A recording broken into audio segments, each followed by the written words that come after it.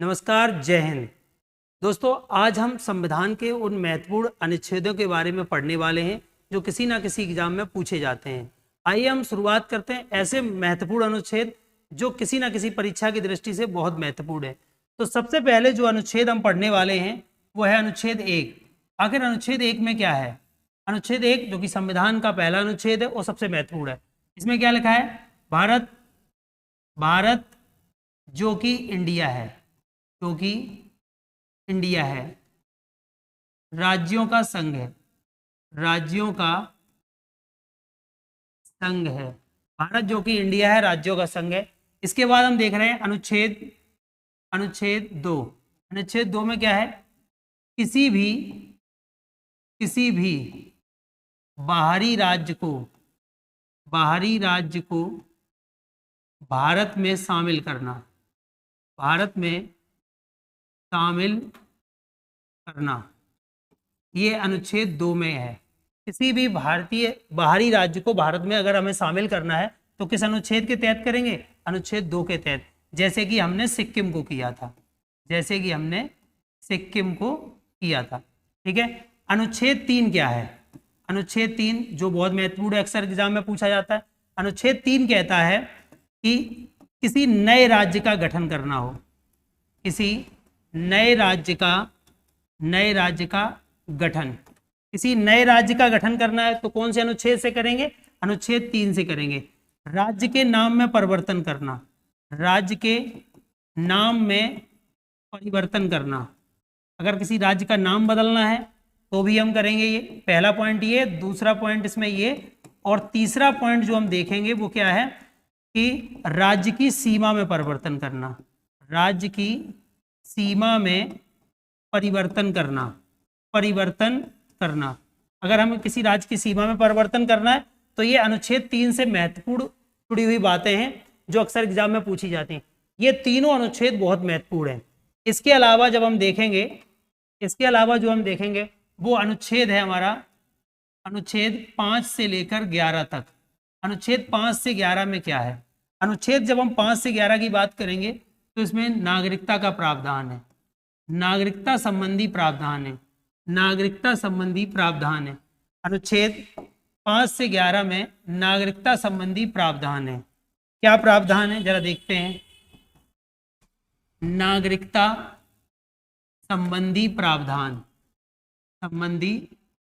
प्रावधान बताए गए हैं इसमें अनुच्छेद 5 से 11 में, ठीक है। अनुच्छेद 5 से 11 जो है वो नागरिकता संबंधी प्रावधान करता है।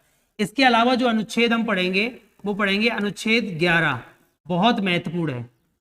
क्या है अनुच्छेद 11 में? कि नागरिकता से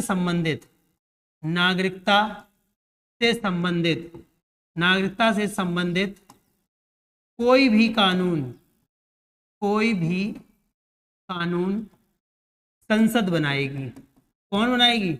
संसद बनाएगी। ये महत्वपूर्ण है। कई बार पेपर में पूछा गया है कि नागरिकता से संबंधित कोई भी कानून कौन बनाता है? संसद बनाती है, ठीक है। इसके लिए एक नागरिकता अधिनियम भी है, नागरिकता अधिनियम है। ये नागरिकता अधिनियम 1955 का है। कई बार पूछा जाता है नागरिकता अधिनियम कब का है? 1955। जैसे आपने सुना है एनआरसी आया था, ठीक है, वो नागरिकता से एक संशोधन था 2019 में। इसी प्रकार से सबसे पहला नागरिकता अधिनियम जो आया था वो 1955 में आया था, ठीक है। इसके अलावा हम देखेंगे अनुच्छेद जो हमारा 17 है वो बहुत महत्वपूर्ण है, जो कई बार एग्जाम में आता है। क्या है? अस्पृश्यता उन्मूलन से संबंधित है। अस्पृश्यता उन्मूलन से संबंधित है मतलब अनटचबिलिटी से, छुआछूत, कि आप किसी को भी किसी के छूने के आधार पर उसका निषेध नहीं कर सकते, ठीक है। तो ये अनुच्छेद 17 बहुत महत्वपूर्ण है, कई बार पेपर में आए हुए। अस्पृश्यता का अंत संविधान के किस अनुच्छेद में है? 17 में है। अनुच्छेद 11 में क्या है? नागरिकता संबंधी जो भी कानून होंगे वो संसद बनाएगी। और अनुच्छेद 5 से 11 जो है और संविधान का जो भाग 2 है वो प्रावधान करता है नागरिकता का, ठीक है। इसके अलावा हम देखते हैं जो अनुच्छेद 18 है, अनुच्छेद संविधान का 18 है, ये बहुत महत्वपूर्ण है। इसे रट लेना। ये क्या प्रावधान करता है? ये प्रावधान करता है कि उपाधियों का अंत, उपाधियों का अंत है, मतलब कोई भी किसी प्रकार की उपाधि धारण नहीं कर सकता है। ठीक है, भारतीय संविधान में, भारतीय लोकतंत्र में किसी को ये अधिकार नहीं है कि वो उपाधियां धारण कर सके। ठीक है, जैसे पहले राजा हुआ करते थे, वो कोई उपाधि धारण कर लेते थे, तो अभी इस प्रकार का कोई प्रावधान नहीं है। हाँ, लेकिन एक चीज बताई गई है हमारे संविधान में कि हम सेना और शिक्षा के क्षेत्र में उपाधियां धारण कर सकते हैं। सेना और शिक्षा के क्षेत्र में उपाधियां धारण कर सकते हैं। ठीक है, सेना के क्षेत्र में और शिक्षा के क्षेत्र में। जैसे आपने सुना होगा कई बार किसी बड़े शख्स को हार्वर्ड यूनिवर्सिटी ने, कैम्ब्रिज यूनिवर्सिटी ने डॉक्टरेट की उपाधि दे दी, तो ये उपाधियां मिल जाती हैं। तो शिक्षा के क्षेत्र में ऐसे ही आपने देखा होगा कि सचिन तेंदुलकर हैं, MS धोनी हैं, ऐसे कई क्रिकेटर हैं, कई शख्सियत हैं जिनको सेना मानद ग्रुप कैप्टन या किसी से मनोनीत कर देती है, अपना पद दे देती है। तो सेना की उपाधियां दी जा सकती हैं और किसी शैक्षिक उपाधि से सम्मानित किया जा सकता है। लेकिन इसमें एक पॉइंट है बहुत महत्वपूर्ण, क्या है कि आप कोई भी, अगर आपको कोई दूसरा देश, कोई दूसरा देश अगर उपाधि दे रहा है, तो वो उपाधि जब भी आप ग्रहण करेंगे तो बिना राष्ट्रपति की अनुमति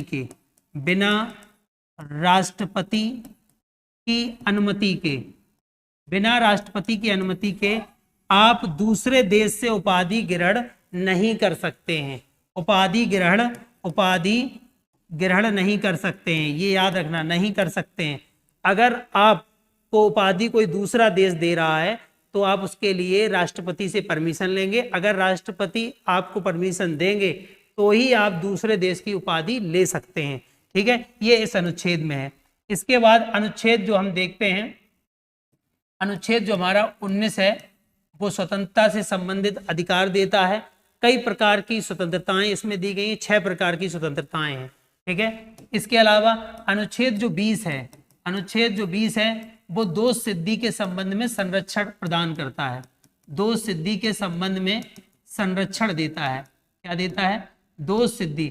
अगर आपको दोष सिद्ध हो गया तो आपको संरक्षण प्राप्त है। क्या संरक्षण प्राप्त है? इसमें 2-3 पॉइंट हैं। जैसे एक आध पॉइंट हम जान लेते हैं। पहला पॉइंट ये है कि कोई भी आपको, पुलिस या कोई भी संस्था आपको अपने बयान या अपने ही खिलाफ गवाही देने के लिए बाध्य नहीं कर सकती कि आप अपने ही खिलाफ गवाही दें कि मैंने ऐसा किया है। आप पे प्रेशर नहीं बना सकती। दूसरा पॉइंट क्या है कि आपको किसी भी प्रकार की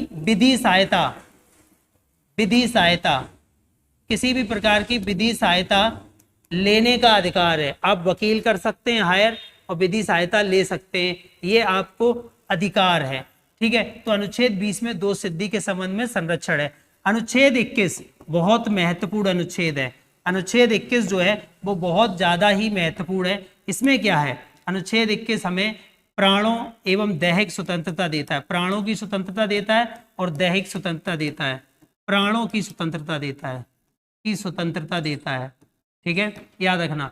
मतलब जीवन जीने की स्वतंत्रता, प्राणों की स्वतंत्रता, दैहिक स्वतंत्रता किसमें है? अनुच्छेद 21 में है। बहुत महत्वपूर्ण है। ठीक है, इसके अलावा अनुच्छेद 21 में निजता का अधिकार भी है। निजता का अधिकार भी अनुच्छेद 21 का ही पार्ट है। इसके अलावा अगर आपसे पूछा जाए कि अच्छी नींद लेने का अधिकार, वो किस में है? वो भी इसी में है। इसके अलावा अगर आपसे ये पूछा जाए कि स्वच्छ पर्यावरण मिलने का अधिकार कौन से अनुच्छेद में है? तो अनुच्छेद 21 में है। यानी ये आपका बहुत महत्वपूर्ण अनुच्छेद है। इसके अलावा अगर हम देखें तो हमें एक अनुच्छेद मिलेगा, अनुच्छेद 21A, जो कि बहुत महत्वपूर्ण है। ये संविधान में प्रारंभ में नहीं था लेकिन बाद में जोड़ा गया है। क्या था अनुच्छेद 21 में? अनुच्छेद 21 के बारे में जब हम पढ़ते हैं तो इसमें हमें ये देखने को मिलता है कि अनुच्छेद 21 में ये लिखा है कि 6 से 14 वर्ष के, कितने? 6 से 14 वर्ष के बच्चों को निःशुल्क एवं अनिवार्य शिक्षा का अधिकार, अनिवार्य शिक्षा का अधिकार, अनिवार्य शिक्षा का अधिकार दिया गया है। 6 से 14 वर्ष के बच्चों को निःशुल्क एवं अनिवार्य शिक्षा का अधिकार दिया गया है। ये अनुच्छेद हमारा 21A है और कई बार ये पूछा गया है और कई बार ये भी पूछा जाता है कि ये प्रावधान कब किया गया। तो ये प्रावधान 86वां संविधान संशोधन, 86वां संविधान संशोधन द्वारा, संविधान संशोधन द्वारा ये किया गया था 2002 में। 86वें संविधान संशोधन द्वारा 2002 में ये प्रावधान किया गया कि 6 से 14 वर्ष के बच्चों के लिए निःशुल्क एवं अनिवार्य शिक्षा होनी चाहिए। इसके अलावा जब हम देखेंगे तो एक जो अनुच्छेद हमारा बहुत महत्वपूर्ण है, अब सिर्फ हम उन्हीं के बारे में जल्दी जल्दी से चर्चा कर लेते हैं जो बहुत ज़्यादा महत्वपूर्ण है। ठीक है, बहुत ज़्यादा महत्वपूर्ण में जैसे 25 से 28 को जब हम देखेंगे, अनुच्छेद 25 से 28 तक, तो हमारा एक मौलिक अधिकार है जो ये प्रावधान करता है कि धार्मिक स्वतंत्रता का अधिकार, धार्मिक स्वतंत्रता का अधिकार, धार्मिक स्वतंत्रता का अधिकार कौन से अनुच्छेद में है? अनुच्छेद 25 से 28 के बीच है। ठीक है, इसी के लिए अल्पसंख्यकों संबंधी अधिकार अगर पूछे जाएं आपसे, अल्पसंख्यकों संबंधी अधिकार, अल्पसंख्यकों संबंधी अधिकार कहाँ हैं? तो अगर इसके बारे में देखें तो ये हमारे 29 और 30 में है, अनुच्छेद 29 और 30 में अल्पसंख्यकों से संबंधित अधिकार हैं। ठीक है, अब ये जो चीज़ लिखी है अल्पसंख्यक, कई बार लोग इसमें कंफ्यूज हो जाते हैं कि अल्पसंख्यक आखिर हैं कौन। तो हम बता देते हैं, अल्पसंख्यक जो हैं, जो भी 50% से कम हैं, जो भी अपने देश में 50% से कम हैं, ठीक है, वो अल्पसंख्यक हैं। वो क्या है? वो अल्पसंख्यक हैं। जो भी अपने देश में 50% से कम हैं वो अल्पसंख्यक हैं। तो अल्पसंख्यक में सब आते हैं, सिर्फ मुस्लिम ही अल्पसंख्यक नहीं है, और भी जो 50% से कम है वो अल्पसंख्यक हैं। इनके बारे में हमें जानना होगा। इसके अलावा जो सबसे महत्वपूर्ण चीज़ है यहाँ पर, वो हम जरा देखेंगे, वो क्या है? वो है अनुच्छेद 32, बहुत महत्वपूर्ण अनुच्छेद है अनुच्छेद 32। इसमें संवैधानिक उपचारों का अधिकार है, संवैधानिक उपचारों का अधिकार है, उपचारों का अधिकार दिया गया है। क्या दिया गया है? संवैधानिक उपचारों का अधिकार। आखिर ये होता क्या है? इसमें ये है कि अगर आप देखेंगे कि हमारे जितने भी मौलिक अधिकार हैं, हमारे जितने भी मौलिक अधिकार हैं, और अगर उनका कोई हनन हो रहा है, ठीक है, उन पर कोई आंच आ रही है, तो इस संबंध में सुप्रीम कोर्ट या हाई कोर्ट, जो सुप्रीम कोर्ट और हाई कोर्ट हैं, वो रिट जारी कर सकते हैं। क्या जारी कर सकते हैं? रिट जारी कर सकते हैं।